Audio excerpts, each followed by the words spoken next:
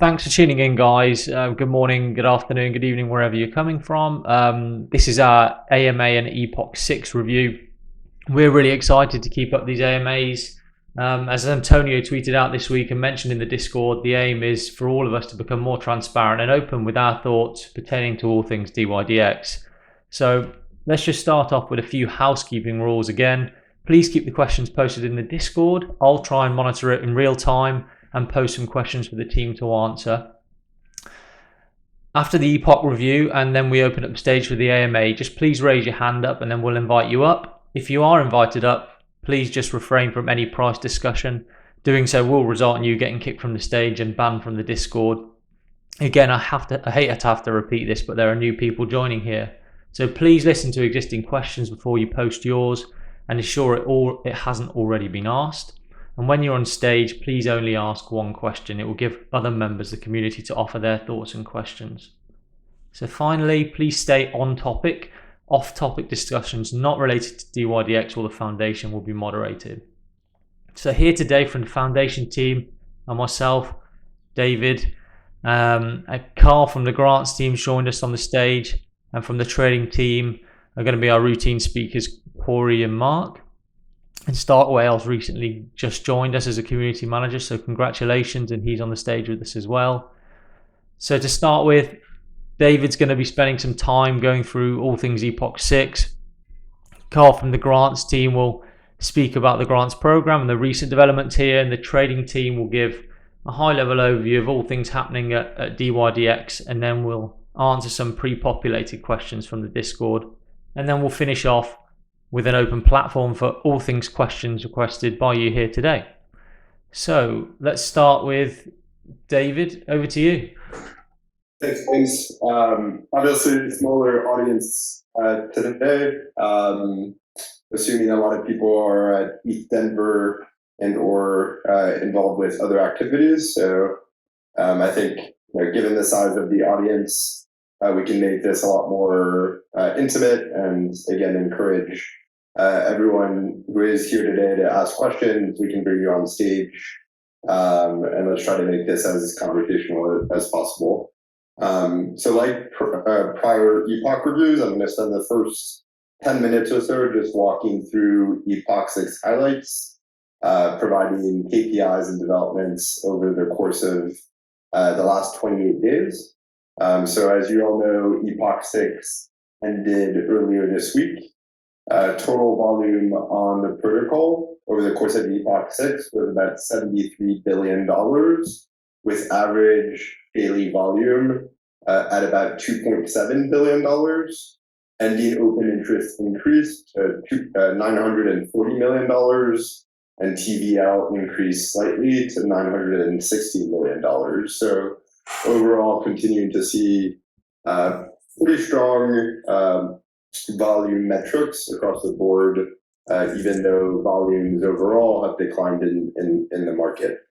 In terms of rewards, we saw almost 7,000 unique wallets earning 5.8 million dYdX through trading, liquidity provider, and staking rewards over the course of last Epoch.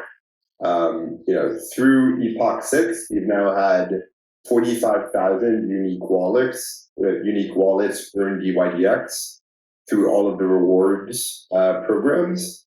So pretty substantial distribution to various players in the ecosystem.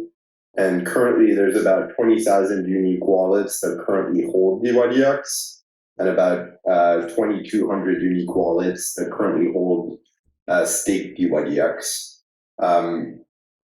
One trend that we have been noticing ever since one recent governance proposal that incentivized holding staked dYdX as an input to earning trading rewards and liquidity provider rewards.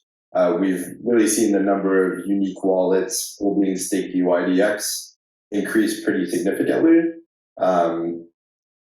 There's about 30% or so of circulating dYdX supply, which is now staked as a safety module, which generally we find really encouraging and shows that a lot of our holders are long-term holders and participating not only in earning dYdX, but also staking that dYdX in the safety module and backstopping the overall protocol.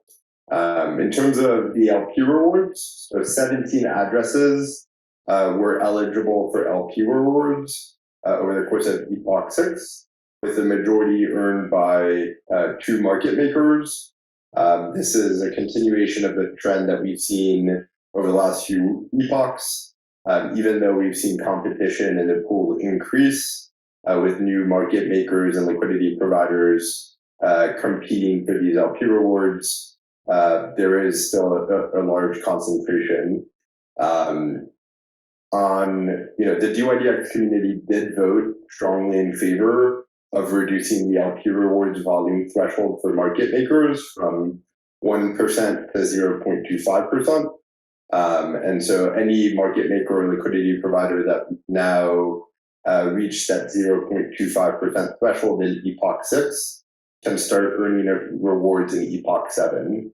And so as a result of that change, we now have 37 addresses, so 17 existing and 20 new market makers that are now competing for LP rewards and are eligible for those rewards in Epoch 7. So hopefully we start to see a little more competition in terms of the distribution here. Certainly from an access standpoint, it's great to see more market makers get involved and have access to that pool. And I think excited to see kind of how those trends play out, and if other governance proposals are submitted to make the pools more competitive more broadly.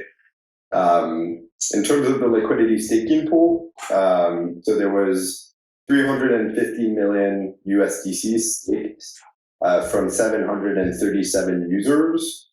5 market makers have borrowed USDC from that pool.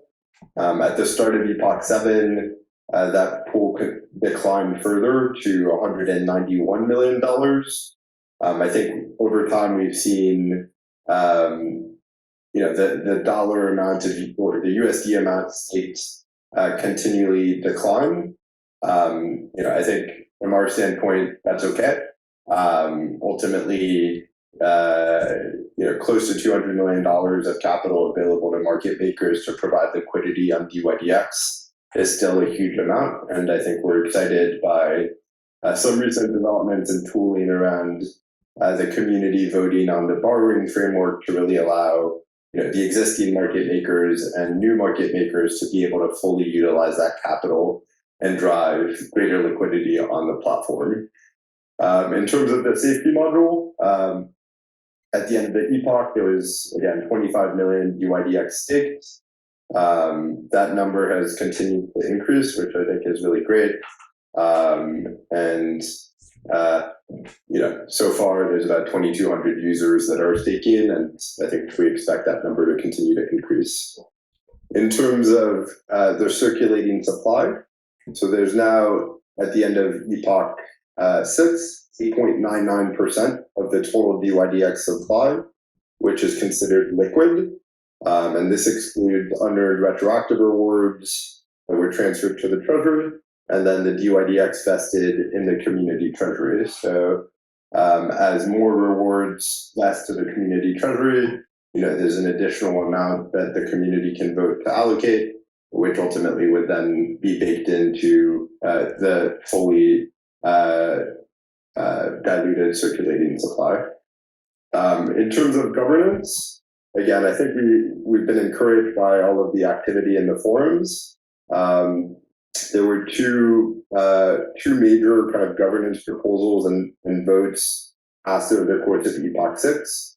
So the community basically unanimously supported implementing the borrowing framework that was put forward by the dYdX Foundation to onboard LPs to enable them to borrow USDC for the liquidity staking pool for market making purposes. There was over 1 million dYdX or staked dYdX and 268 voters in favor of that proposal. And so now the fate of adding new market makers to that pool is really in the hands of the community, and an on-chain vote, is required to add new market makers to that pool. So hopefully we see, community members really drive that process over the course of this Epoch or next. The other governance proposal was the proposal to reduce the threshold to receive LP rewards from 1% to 0.25%.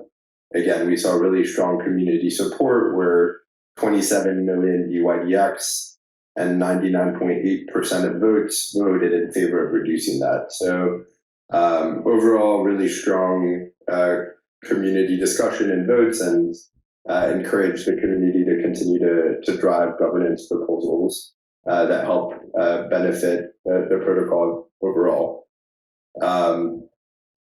Last few points. So, the dYdX grants program released 2 rounds of grant approvals for a total of $768,000 worth of dYdX in pledge funding. In total, there were 17 grants that have been approved. Seaberg, who is on the stage here, we'll open it up to him a little later to provide some updates. But overall, it's great to see a lot of applicants to the grants program and for the RFP list to be extended. So I think that's a really positive development overall. The dYdX Foundation posted an open call for endorsed delegates to basically kickstart the delegation program before a treasury-funded solution is developed. That post is on Commonwealth, but it's basically a call to action for interested parties who want to become delegates to post more information on their public profile, and then really allowing others who are interested in delegating their tokens to get a better sense of your background. And so that program just kicked off about a week ago. Looking for endorsed delegates to go through the docs. If you are interested, always happy to chat more, but it's something that we're really excited about launching and seeing kind of how that goes. Other announcements. So obviously over the course of Epoch 6, dYdX Trading announced the Hedgies NFT. In total, 2,443 Hedgies were included in the initial distribution that were distributed first to users who voted on an on-chain proposal. The second tranche was for active traders from Epoch 5, and then the third tranche was for the general public. The remainder of the collection of 4,200 Hedgies will be distributed by dYdX Trading as rewards for top performers trading in trading leagues.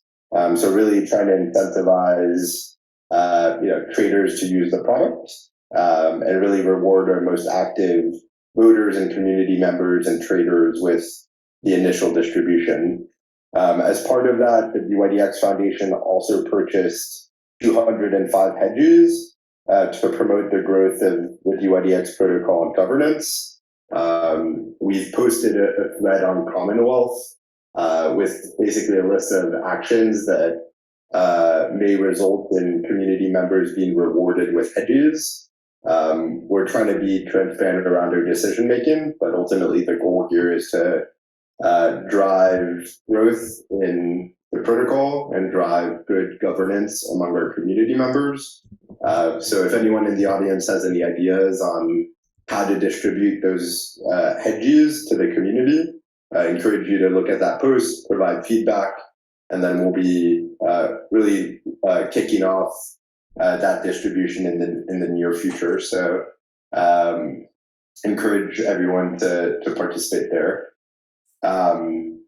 Last few updates just on the trading side. So Trading announced trading leagues, which is one of the first of its kind products that enhances the overall experience for traders who can earn weekly prizes. There are 5 leagues: bronze, silver, gold, platinum, and diamond. All traders basically started in the bronze league and worked their way up each week based on performance. Corey, who's on the call, is really the mastermind behind that system. But so far, it's been a really great way to identify and reward the most active traders on the platform. And I'm sure he'd be happy to answer kind of any questions from the audience around that. And then lastly, on the trading side, over the course of Epoch 6, dYdX Trading announced that the fee schedule was reduced by up to 66% for a minimum of 3 months. So, basically significantly reducing the cost to trade on dYdX, and becoming much more in line with kind of other peers in the market. So overall, a lot of really exciting announcements across the board, across the foundation, trading, product, hedges, NFTs, and it's been great to see a lot of momentum over the course of Epoch 6, and looking forward to continuing that momentum into Epoch 7 and beyond. Lastly, from just an administrative standpoint, Epoch 6 ended on Feb 15th. Rewards will be claimable, as per usual, approximately 7 days after the end of the Epoch. So that'll be on February 22nd, early next week, at approximately 7:30 p.m. UTC. Once tokens have been claimed, they can be transferred to the safety module or delegated to dYdX governance. That's it on my side. Thanks, James. Thank you, David. Okay, so where we'll go from here, we'll work through a list of pre-populated questions that were asked in the Discord and on Twitter, and then we'll open the stage up for an AMA. Okay, Corey, if we could start with you. First question that came in: the leagues and hedgy launch have been a real success, and on reflection, is there anything you feel the team could have, or anything you feel could have gone smoother, or the team would have done differently? Yeah, it's a good question. I think there are always ways in which we can improve the product, launches, everything. But overall, I think these two launches in particular went pretty well. The site and the projects themselves didn't face any downtime, which was good. All the docs were kind of released and pretty thorough, I would say. I would say one thing that we could do better in the future is just getting more distribution of our new features or new announcements or anything like that. And we're definitely working on ways in which we could do so. So working with other firms, other people who are close with other media providers and outlets and things like that to get better distribution for a lot of these announcements. And then with that, we'll obviously be able to better grow the products themselves and the dYdX protocol more broadly. And so, distribution more broad, generally, I'd say is one thing we could work on. Okay, great. And there was a lot of talk regarding kind of our high volume at the end of the Epoch. I mean, what do you feel the reason is for that high volume? Yeah, so this is something we pretty much see every Epoch. So the way the rewards work, you are sometimes incentivized to conduct more volume at the end of Epoch, as you kind of know what the price of dYdX is or what you think it'll be by the time you receive it. So, one thing we absolutely do is monitor for any wash trading throughout and specifically at the end of the Epoch. And so we flag that and we don't enable any traders who conduct wash trading to receive any of those rewards. But having said that, the vast majority of all volume throughout the whole Epoch was certainly real volume. And even though there is some incentivization to conduct more volume at the end of the Epoch, all of the volume, again, the vast majority of it was real in the sense that it was adding or taking real liquidity from the platform, which just incentivizes more, liquidity providers and makers and such to continue to post more of their assets on dYdX. Awesome, thanks, Corey. And moving on to the mobile app launch, do we have an accurate ETA for the launch? Yeah. So we are certainly heads down on the mobile app. I know we've been saying this for quite a while now, but we're actually getting very close to a beta launch. And so we're actually targeting that somewhere, I would say, within the next 4 weeks, hopefully. And so we'll have some mechanics for people to be able to onboard to the beta, but TBD on that. But yeah, we're definitely heads down, focused on that. Maybe by the next Epoch review, we'll have some sort of like public announcement around it. But if not, certainly the one after that. Brilliant, thank you. And then what are the plans for the referral and/or affiliate program? Yeah, so the affiliate program, again, this is another feature that we're also working on. Essentially, what the goal is here is to have some sort of self-service affiliate program, similarly to what you might find on a centralized exchange. Right now we do have an affiliate program, but it's quite manual, and we reserve it for like key influencers. But yeah, we're going to be working on something here where any user of dYdX will be able to become an affiliate and share their link with their user or with their friends and such, and then earn revenue based off of the users that they onboard.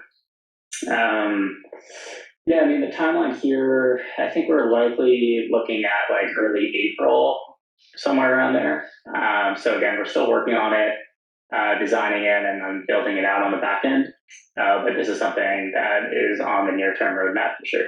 That's awesome to hear. And then in terms of roadmaps for sub accounts, then is this on a similar time frame, or is this happening? Yeah, so sub accounts, I would say, are something that we've definitely heard a lot of users want, especially a lot of like trading institutions. And so we definitely hear everyone who's asking about it. It is something that is also on the roadmap. Again, I'd say we're probably looking at early to mid-April on something like this. We're still designing exactly what sub accounts will look like on dYdX. But yeah, we are working quite diligently on releasing that product as well within the next, call it month and a half to 2 months. Okay, that's fantastic. And then in terms of dYdX competition, is this something that dYdX thinks about frequently with the ever increasing user base of other DEXs? Yeah, so competition, of course, is always top of mind for us. We're always looking at who's launching what and kind of what the landscape is looking like. I guess for us, when we look at where we want to be, our goal is always to become the biggest exchange in all crypto. So for us, like we view the biggest competitors as the big centralized exchanges of the world, like Binance and FTX, etc. So we're really focused on trying to get users there to migrate over to like DeFi and specifically dYdX. But of course, too, there are a vast amount of decentralized like derivative competitors as well. And so, on one hand, like none of them have really been able to grow as big as dYdX has quite yet. But of course, many are trying, and there's some pretty interesting products out there that we certainly keep an eye on. Thanks, Corey. And then just a final few questions. Has changing the collateral from USDC to DAI been considered at all? Yeah, so this is something, at least in the current version of the protocol, that isn't really possible to change. There's just like a lot of things that go into like what is the type of collateral that we use. We definitely did, think quite critically about this when launching the protocol. I mean, for a variety of reasons, we settled on USDC, mainly because like the liquidity on USDC is much higher. It's available on many centralized exchanges. Market makers are much more comfortable holding USDC than DAI. And we certainly are aware of like the potential centralization issues that come from USDC versus DAI, but we made the conscious decision to use it anyway for the product and usability purposes. In future versions of the protocol, we are looking at other types of collateral that we could use, potentially multi-collateral. These are all things that are still kind of on the table and that we're actively researching. Brilliant. And then finally, would it be possible to publish KPIs like open interest, volume, users, etc., relative to other centralized exchanges or decentralized exchanges on a monthly basis? Or is there anywhere else that the community can find this information? Yeah, so all of this information is already published on metrics.dYdX.exchange. So we have open interest, volume, and users. Relative to other centralized exchanges or other decentralized exchanges, yeah, I mean, that's certainly possible to have on like other data platforms. Places like Token Terminal kind of do this, at least comparing decentralized exchanges with each other. So they kind of already built this out. And then on a centralized exchange basis, you can kind of click and compare on like CoinGecko and CoinMarketCap and see what the comparisons look like. But I don't know if there is yet a really good dashboard that aggregates both sex and dex metrics together and like ranks them. That'd be something that's really cool. Maybe something that like dYdX grants could look into. I think that could be a cool project for the community. Awesome. Thank you, Corey. That's all the questions for trading at the moment. If people have any questions for trading and they want to just ask on stage, just hold off to the end of the pre-populated questions and then we can bring you on the stage. Next up for questions, Mark, who's our Chief Legal Officer at dYdX. There's just a couple of questions with regards to kind of IP rights to the hedges. And if the community wanted to create something with the hedges, are they legally entitled to do so? Yeah, so on the hedges, basically the way we approached it was to think of how we could get holders of hedges to the closest thing possible to actually owning all of the IP rights. So basically the hedges license agreement gives any hedges holder the right to use the any aspect of the hedges. So like, diamond hands can be used separately from the rest of the hedgie, or the hedgie can, like as one, can be used in whatever way they want, whether it's commercial or personal reasons. The only exception to that is hedges that have the dYdX logo on it. There's like some more restrictions on the use there, but still it's like very wide-ranging use that's permitted. And so when it comes to how the community can use hedges, the answer is if the community comes together with a group of whatever number of hedges and they want to create a video or other content around those specific hedges or features of the hedges that they own, then they are free to do so, whether it's going to be for free or for commercial purposes. So it's just a very broad-ranging license that pretty much lets people do whatever they want. That's awesome. I think that's welcome news to a lot of the hedgie owners there. So that's fantastic. And then from a grants perspective, Seabergs, just a few questions for you guys. I mean, over the past 2 funding rounds, how much has the grants committee fully rewarded to contributors? Hey, yeah. So as mentioned, we've had 2 rounds so far. We've had 17 applicants as part of those 2 rounds, and we've pledged a total of $768,000 in dYdX funding as part of those 2 first rounds. We actually have a 3rd round coming up, by the way, that's going to be published today. That's been approved by the committee. That will include another 7 grantees with another total of $234,000 funding. So if you include that, just as an FYI, that'll put our total approved grantees at 24 with just over $1 million in pledged funding now after 3 rounds. That's incredible.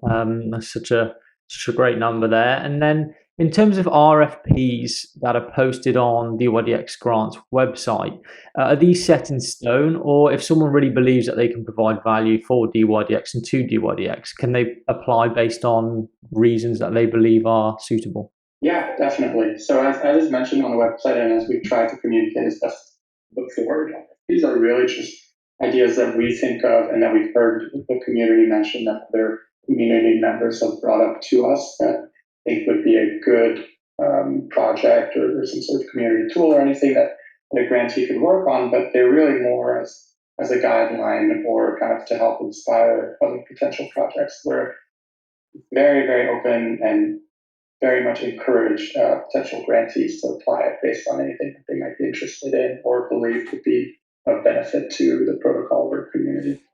Oh, brilliant. And in terms of the long-term plan for the grants committee, how does the committee envision developing and scaling this out to continue to benefit the community? Yeah, so we published a post a little earlier today where we got the same idea of kind of discussing, taking a step back. We've had a few rounds and going over what is our grander vision for this grants program and how we envision kind of the scaling of everything. And as discussed, I recommend that everybody go to the dYdX grants website and read that post. We'll go over everything in detail, but to keep it brief, we have split it into 3 different phases where the current phase that we're in today is kind of the initial recruiting and sourcing of talented contributors through these smaller one-off grants that we're doing right now, whereby we can effectively find active, highly qualified, talented community contributors that we can then use to build working groups around, whereby we use their set of skills and then qualifications to then scale up into function-specific groups that will then be used to kind of streamline growth around their expertise. And then going from there, you after a couple of years of that, you basically get to this sort of autonomous organization where the groups themselves just kind of run this program. They can then initiate their own grants as necessary to build different tools, projects, and to continue to scale their functions and keep the community growing and the protocol growing. And then the community is kind of in charge of making sure that those groups function in the appropriate way and kind of to the benefit of the protocol. So that is, to keep it brief, kind of the grand vision for all this. That's awesome. Thanks, Ebergs. And then, David, moving on to yourself at the foundation, based on this Epoch, will there be any plans or talks to revamp or change the rewards formula? I mean, I see a community members posted on Commonwealth, but others are yet to respond to these. Yeah, that's a great question. I mean, the community, clearly has control over the rewards, and if the community wishes to change any of the rewards or governance contracts, it has the power to do so. I think my personal view is so far there's a lot of one-off requests for changes without a lot of discussion or evidence or just thoughtful engagement on those responses. I think there's definitely great ideas getting floated all the time. It's just how does the community rally around the best ideas and go through the overall governance process. So I definitely am encouraged to see changes and expect further changes to the formulas. 6 months in, I think in a lot of ways they've worked as intended. Like everything, they can always be improved as we get more data and feedback. So if you do have constructive ideas on how to improve the formulas, I encourage the community to voice that on Commonwealth and respond to the open threads that others have already drafted with their own views on recommendations there. Thanks, David. And then in the volunteer section of the Discord, there was some talk on borough structure and the potential launch of an ambassador program. Is there a rough ETA on when the ambassador program is going to be released? James, as the mastermind behind the ambassador program, I'm going to field that question over to you. Thanks, David. The ambassador program, the architecture behind it is nearly finished. I think realistically, having the ambassador program, which is comprised of what we'd like to see is around 6 working groups. They're going to be known as boroughs to us, where members of the community can come in and contribute to high quality work, whether it be governance, social media, let's say analytics, risk analysis, etc. That will most likely be released, I think, within a month or so. So it's coming soon. For next question with regards to the foundation dashboard, are there discussions to eventually migrate the dashboard to layer 2 in the future? There's evidently issues in the community from a claim and stake feature with the costs being quite high, etc. Are there any plans for this? So I guess on the dashboard side, right, like that's just a front end tool. I think the question is much more around like the actual dYdX token and whether there's plans to bring that onto layer 2. I think at this time there are no plans to move it to layer 2. It'll remain, on Ethereum layer 1 unless the community decides otherwise. As always, the binding constraint here is just engineering bandwidth, and there's I think other priorities. But if the community decides that this is really important and wants to build the tooling to bridge the token onto layer 2 or other L1s, like it's fully free to do so. But at this time, no concrete plans on our side. Okay, thank you for that. And then touching on the delegation strategy that was really recently released, in terms of endorsed delegates, when are they going to be released where people can have a look at them, and where can people find these, and how are you guys vetting the delegatees? Great question. So all of this information is kind of fully detailed in a post on Commonwealth. Basically, we're asking endorsed delegates to fill out a number of templates and publicly share those on the forums in a transparent way. Basically, it's a way for delegates to subject themselves to a given standard, provide releases about why they think they'd be a good delegate, provide more information about potential conflicts of interest, and really make the case to the broader dYdX token holder space on why they should be delegated either voting or proposal power to. So if you're interested in becoming a delegate, I encourage you to look at those templates provided on Commonwealth, fill those out, post your profile and pitch on the forums, and then similarly, we will be doing a lot of outreach to larger token holders and trying to help facilitate delegation into the hands of active community members or anyone who is an endorsed delegate and wants to participate more proactively in the overall governance process. Awesome, thanks, David. And then finally, really, from a contribution standpoint, if the community want to get more active and more involved in dYdX's activities, how can they go about this? Is it simply going onto the governance forum and posting? Should they DM people on Discord? I mean, what's the best way for this? Yeah, this is a great question. I think we've made great strides on this front over the last 6 months or so, but it's still a challenge for a lot of people to navigate. Where do I contribute? Where do I get started? What are the different platforms to get involved with? I think at a minimum, obviously joining the Discord, getting involved, understanding the issues is kind of step one. Being helpful on Discord, answering questions, comes easily with that. I think there's a volunteers channel that was set up on Discord where we ask anyone who is interested in volunteering with the DAO to complete a short survey and provide information in terms of where they think it can be helpful. So that's another opportunity. The next is really looking at the grants and the RFPs, and either applying for an existing grant and or submitting an idea for a new grant and getting funded to work on a project that benefits the protocol overall.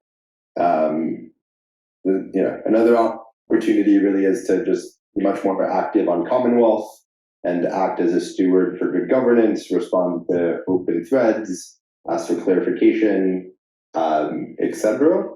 And then lastly, as we move closer to launching, the ambassador program in the boroughs, the foundation team is spending a lot of time thinking about how do we take all of the exciting and amazing talent that lives in our community, and how do we help create structure to get people into pods where there's actually a functional need for the community to gravitate around. So encourage anyone who is interested in getting kind of more intimately involved to definitely stay tuned for more information on the ambassador program. But those are just a few ideas on how to get involved today. But certainly, the community is something that we're collectively trying to build from the ground up. And so if there's any other ideas that you have, we encourage you to get involved in really any capacity possible to help drive growth for the protocol. Yeah, that's great, David. Thank you. And I'll just reiterate from the volunteering section form, we have had over 300 applications to volunteer for certain kind of services, for language translation, for governance aspects of things. We hear you, we've reviewed them, and we're almost just waiting for the ambassador program to get off the floor until we reach out. So stay tuned there. And then, so James, the last point I would add, goes back to one of the things that Corey mentioned earlier, which is really on distribution, right? I think everyone recognizes that there's a lot more we can do on the marketing side across the overall protocol. And so, I think the community definitely plays a role in that. And so, I think one very easy way to really start to have impact today is like really also getting the word out on product announcements, on AMAs, on any interesting things going on in the community. Retweeting existing official accounts or really coming up with your own content is like a really easy and low hanging fruit opportunity to really have a lot of impact today. Yeah, great point. And then just a final few questions which can be answered really by any member of the team. And in terms of governance and or staking, will that be accessible in the app when that gets released, or is it just a trading based app? No, this will strictly be a trading app. So similarly to if you go to trade.dYdX.exchange, all the functionality that you would see there would be mimicked in this app, but nothing relating to staking the dYdX token. Okay, that's brilliant. Thank you for clearing that up. And then another question from a member of the Discord a couple of minutes ago. Would it be possible to have a rough roadmap created for the hedgies in the future, or is this kind of narrative purely driven from the community from now on? Yeah, so it's largely community driven.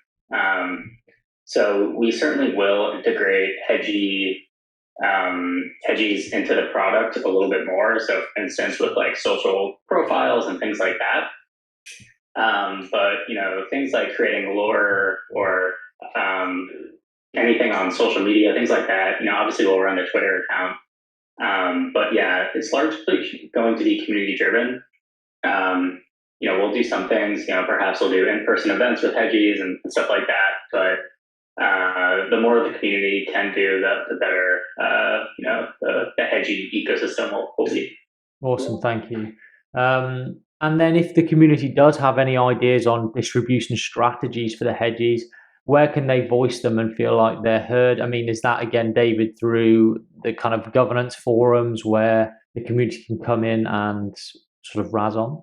Yeah, I think the Discord channels is probably going to be like the best place to talk about hedgies. So we have like the hedgie section for it. There's no like hedgie treasury or anything like that. So everything that the community wants to do, they theoretically can do if everyone rallies around it. There's no sense of like voting or anything like that associated with the hedgies. At least for the foundation allocation or purchase of 205 hedges, again, we've laid out quite a few ways that we plan to distribute those hedges and incentivize good governance and growth. But certainly, if enough community members express that they want a certain allocation to be transferred to the community treasury, like it's something that we could consider as well. But yeah, I think I agree with Corey that generally speaking, Discord is probably the best place, but then anything that is more related to like a larger hedgies allocation or anything related to governance, our forums on Commonwealth are a good venue for that as well. Awesome. And then finally, for sort of one of the last questions from the pre-populated ones, will there be a merch shop with clothes from dYdX, hedgies, etc.? Yeah. So basically the answer to this is yes. Still working out the details of like what that will look like. maybe like the grants team or David can talk a little bit more about that, but kind of exploring if I think the grants team might be exploring something along those lines. Hey, yeah, that's correct. Yeah, we have some grants that come in, some proposals that we're working through to see what we can do on the merchandising front. Yeah. Okay, awesome. That's great news. And okay, so that's everything from the pre-populated questions. I don't know if anyone in the audience wants to ask any questions. Please do raise your hand and we can bring you up here.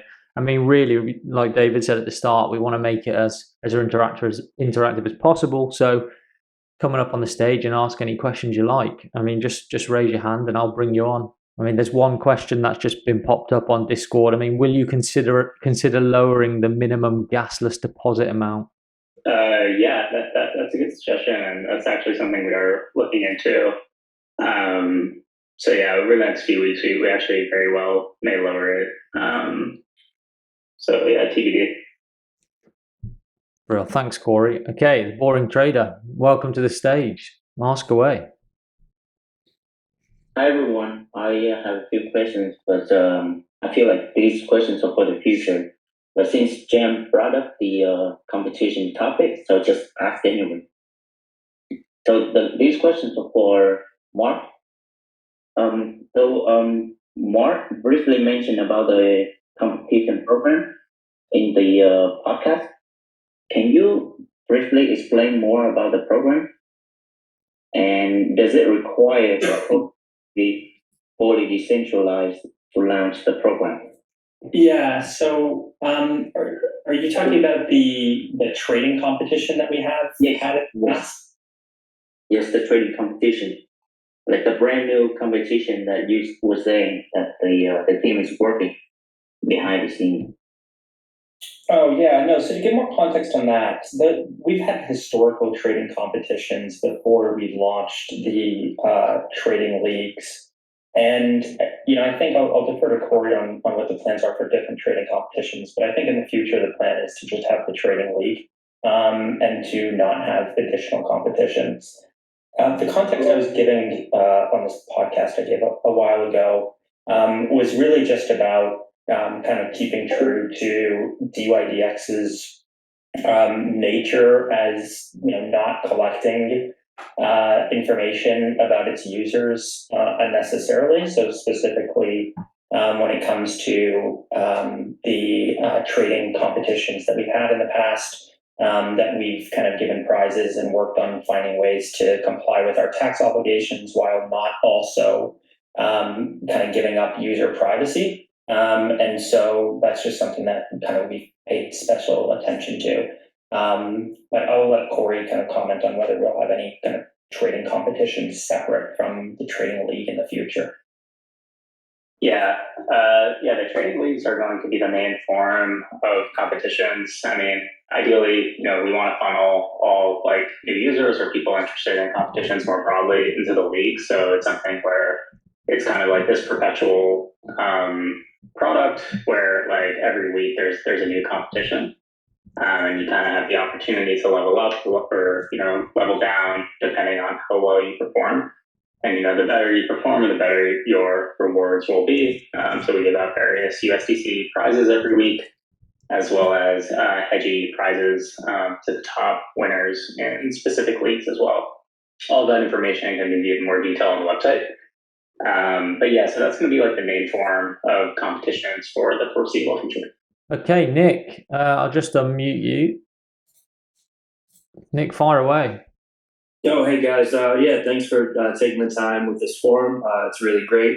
So I did hear the question or the answer about the hedgies and kind of the long-term outlook and it being in the hands of the community. The one thing that you did mention that was kind of in your guys' hands is the profiles launch. So it's a little vague, and I was wondering if you could just elaborate on that one piece, how the actual profiles would be integrated into the platform. Yeah, so basically the idea here is like, as we think about what profiles look like on dYdX, the idea would be like if you hold a certain hedgie in your wallet, that could be like your profile photo on the website or on the trading app. And, as other people view the leaderboards and such, your hedgie might be featured next to like your username or something like that. So we're still exploring, what that could or might look like. But that's kind of like the broad idea. Hey, let's just move on to Ram. Ram, how are you? Yeah. Hi everyone. And it's been an awesome session. I just have one simple question. How are we seeing the future projections of the dYdX grants program? And how do we see ourselves competing with the onboarding speed of projects as compared to our competitors like MVV programs that are scaling widely in Asian countries? So what are the future synergies are we seeing with the grants program, and how are we going to improve its visibility in the coming days or coming quarters? Hey, yeah, I appreciate the question. Definitely, we're going to increase a lot the visibility as grants start to get completed and kind of kick off, really, given that we've only had 2 rounds and we're still working through the initial funding of these rounds. We have actually seen some grants go through significant progress already, with even one that's completed its initial grant. So that's awesome, and we'll be updating the community on that. And then as kind of was discussed before, on the longer term scale, we'll be recruiting these initial contributors to start to build working groups so as to streamline growth and efficiency around these specific functions that allow for qualified community individuals and teams to kind of build longer term projects and longer term teams that focus on specific functions to benefit the protocol. In our opinion, that will kind of help us make it quite attractive for these highly qualified contributors, and we hope to see continued about like applications and involvement. That's nice to hear. And just adding to this, are we also thinking of integrating our grants program into various developer ecosystem conferences or the global conferences, like sponsoring hackathons or projects on go with conferences as well? Yeah, definitely. That's a big part of it. Sponsorships are a big part of it. We've already committed to sponsoring a few events. We're in discussion with a number of other events as well. And we're super open to that. So if anybody knows of conferences or has any they're attending that they think might be a good event for us to sponsor, feel free to DM me, and we'll definitely work on that. Great. Yeah, that's it from my side. Thank you, James. Thanks, Ram. Thanks for your time. Okay, now Lemay, hopefully you can get back. There we are. We got you. Yes, it's working. Finally, second try. Yeah. So I've been here the entire time, but I'm not sure if the question already has been answered. I've asked briefly if there's some kind of synchronicity between the V4 release and the StarkNet mainnet switch or the StarkNet beta. Because I've tried to find something about the date or the release date. Only thing that I've seen stated publicly is at the end of the year or by the end of the year. And I was wondering if it's because we don't have a deadline specifically for the StarkNet release, or if we even can elaborate on it. Yeah, so it's something that we're still researching. We've never said publicly like what V4 will look like or what it will be built on, so can't commit to StarkNet or any other thing in that vein. But yeah, we're definitely like working on researching like what it will still look like. But yeah, I don't really have too much to share on that. Thanks, Lemay, mate. Okay, Rudy, final, probably last question from you, whenever you're ready. Great, thanks. I just had a simple question around hedges. I love these NFTs, and I was just wondering, is there any plans to perhaps release the CAD files for these 3D models, or is that not the case? I know that was asked before, wasn't it? Mark, I think, Real, thank you. I know that was asked before, and I did bring it up with the team. I think, Mark, didn't we confirm that potentially we have the 3D files, or is this something that can be released? Yeah, I'm not sure where we came out on that as a team, so have to get back to you on it. So we'll get back. Yeah. Okay, cool. Yeah, Thanks, guys. Broody, I'll reach out and on Discord, and once we have a kind of confirmed answer on that, I can let you know. Appreciate it. Thank you. Cool. Thanks for your time. Okay, guys, it's just past 7 o'clock. That's been an hour. That's been really productive. I guess, look, thank you very much for your time. Thanks for tuning in. I hope it was informative. And what we'll do again is, as soon as this is finished, we'll digest all the information, we'll translate it, the audio file, and then we'll post it as soon as we can. So it's likely going to be over a week before it's public on the blog post, and yeah, we'll go from there. Brill. And anything else from yourself, David, Corey, Mark, or Seabergs? Nope. Thanks, James, for hosting, and thanks everyone for joining. Brill. Okay, guys, have a great weekend, and we'll see you all next week.